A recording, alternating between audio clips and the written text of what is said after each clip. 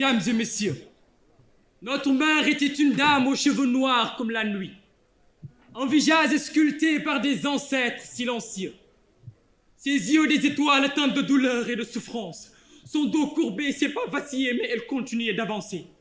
L'imaginaire collectif a longtemps associé l'Afrique à l'obscurantisme, à la barbarie, oubliant les grandes réalisations faites par ces peuples. Ils ont tout fait, des ravages, des crimes, de la discrimination. Ils ont étouffé l'Afrique par l'esclavage, le racisme et la colonisation, pensant qu'ils l'avaient tuée et enterrée, mais non.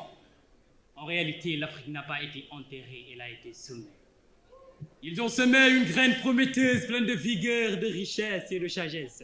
Une graine qui poussera portée par l'espoir de toucher le ciel, malgré le poids de la terre qui l'enserre. Chaque bourgeon naît avec une force tranquille, défiant l'obscurité pour chercher la lumière. Dans ce frémissement silencieux, la vie s'épanouit, tissant patiemment son chemin vers la renaissance d'une Afrique nouvelle. Mesdames et messieurs, chers membres du jury, assalamu alaikum wa rahmatullah. Je suis Mohamed Murtada Sissé, étudiant en licence 1 en sociologie à l'université numérique Cheikh Hamidou Kane de Keur Massar. Pour toucher vos cœurs, est-ce besoin d'être un cardiologue?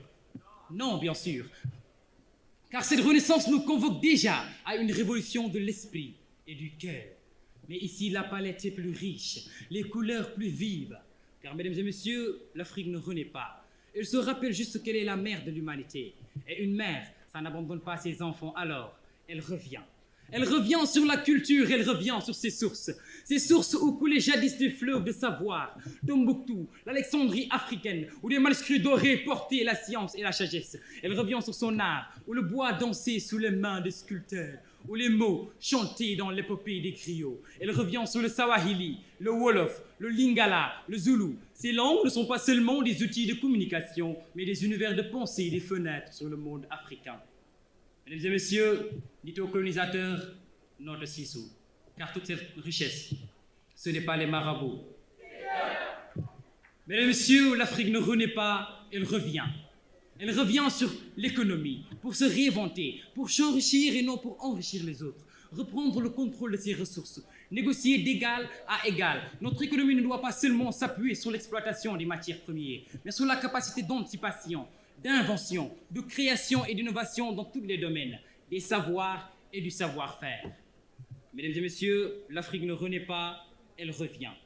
Elle revient sur la politique, tout en primant la conquête de la souveraineté. Ce qui est à nous, nous revient. Notre pétrole, nos mines, notre avenir, tout cela ne doit plus se négocier dans les salons de Bruxelles ou de Pékin.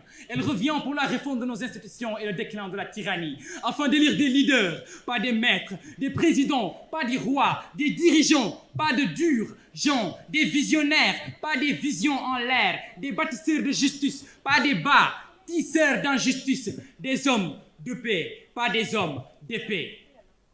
Oui, et pour ce retour, il nous faudrait 3 mots. Je vais commencer et vous allez continuer. Diouf. Oui, l'Afrique, mesdames et messieurs, doit revenir pour s'affirmer dans le concert des nations.